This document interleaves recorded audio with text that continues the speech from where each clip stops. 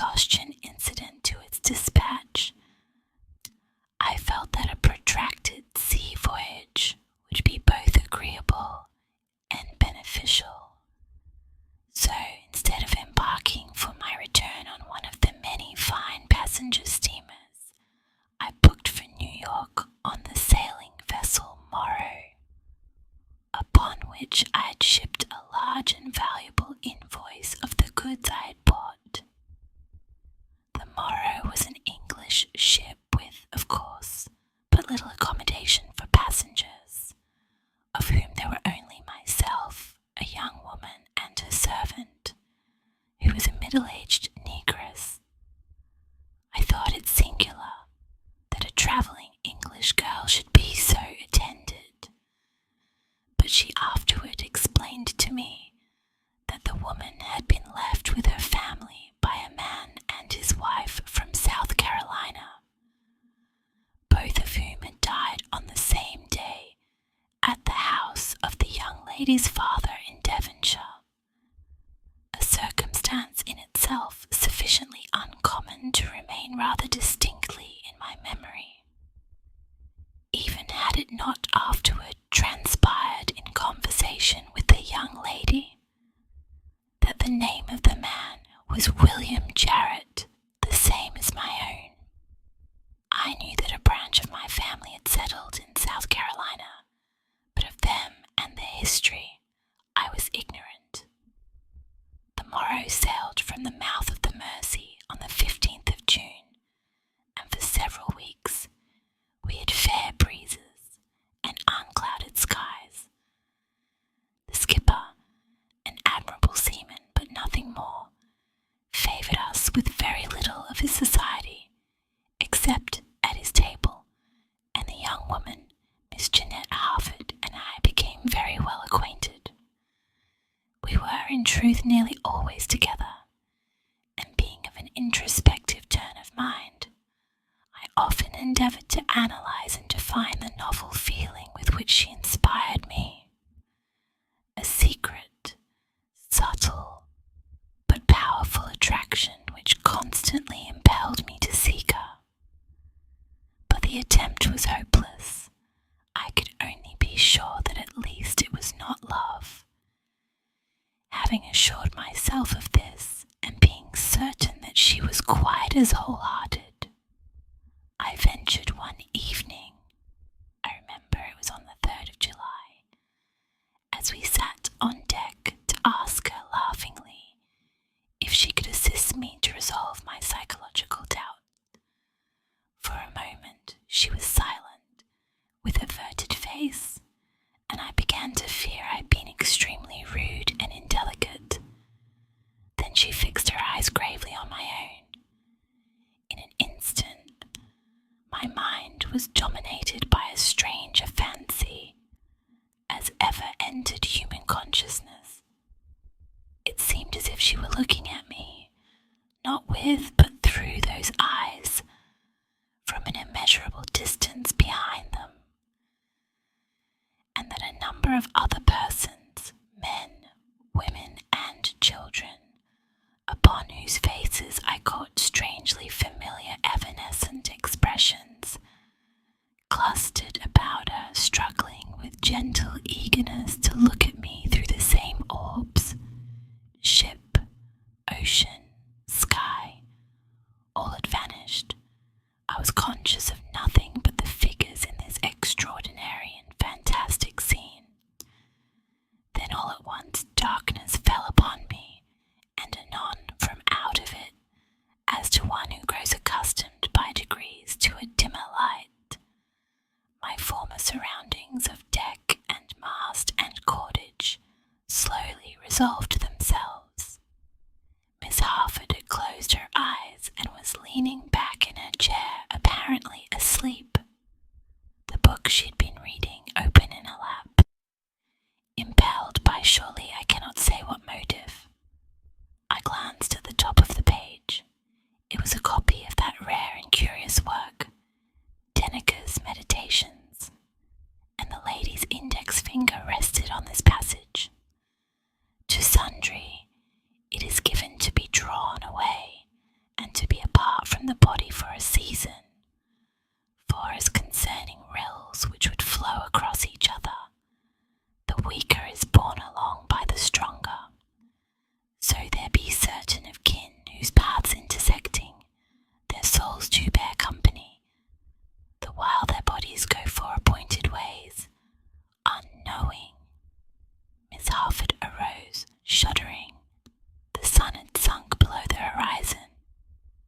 was not cold. There was not a breath of wind. There were no clouds in the sky, yet not a star was visible. A hurried tramping sounded on the deck. The captain, summoned from below, joined the first officer, who stood looking at the barometer.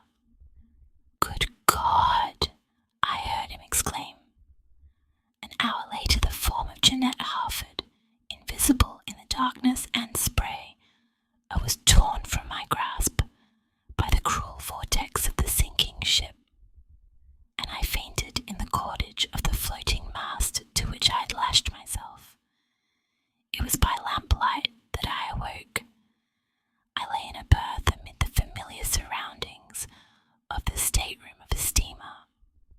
On a couch opposite sat a man, half undressed for bed, reading a book.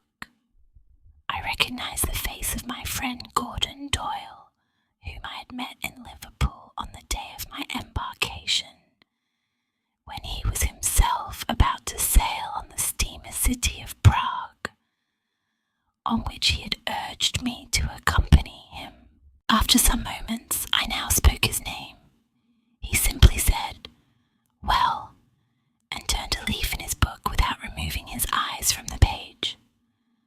"Doyle," I repeated, "did they save her?" He now deigned to look at me and smiled as if amused.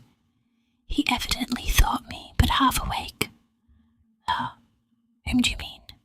"Jeanette Harford." His amusement turned to amazement. He stared at me fixedly, saying nothing. "You will tell me after a while," I continued. "I suppose you'll tell me after a while." A moment later I asked, "What ship is this?" Doyle stared again. "The steamer City of Prague, bound from Liverpool to New York. 3 weeks out with a broken shaft. Principal passenger, Mr. Gordon Doyle. Ditto lunatic, Mr. William Jarrett. These two distinguished travellers embark together, but they are about to part, it being the resolute intention of the former to pitch the latter overboard." I sat bolt upright. "Do you mean to say that I have been for 3 weeks a passenger on this steamer?" "Yes, pretty nearly. This is the 3rd of July. Have I been ill?" "Right as a trivet all the time, and punctual at your meals." "My God, Doyle, there is some mystery here. Do have the goodness to be serious. Was I not rescued from the wreck of the ship Morrow?" Doyle changed colour and, approaching me, laid his fingers on my wrist. A moment later, "What do you know of Jeanette Harford?" he asked very calmly. "First tell me what you know of her." Mr. Doyle gazed at me for some moments, as if thinking what to do. Then, seating himself again on the couch, said, "Why should I not? I am engaged to marry Jeanette Harford, whom I met a year ago in London. Her family, one of the wealthiest in Devonshire, cut up rough about it, and we are eloping rather, for on the day that you and I walked to the landing stage to go aboard this steamer, she and her faithful servant, a negress, passed us, driving to the ship Morrow. She would not consent to go in the same vessel with me, and it had been deemed best that she take a sailing vessel in order to avoid observation and lessen the risk of detection. I am now alarmed lest this cursed breaking of our machinery may detain us so long that the Morrow will get to New York before us, and the poor girl will not know where to go. I lay still in my berth, so still I hardly breathed. But the subject was evidently not displeasing to Doyle, and after a short pause he resumed, "By the way, she is only an adopted daughter of the Harfords. Her mother was killed at their place by being thrown from a horse while hunting, and her father, mad with grief,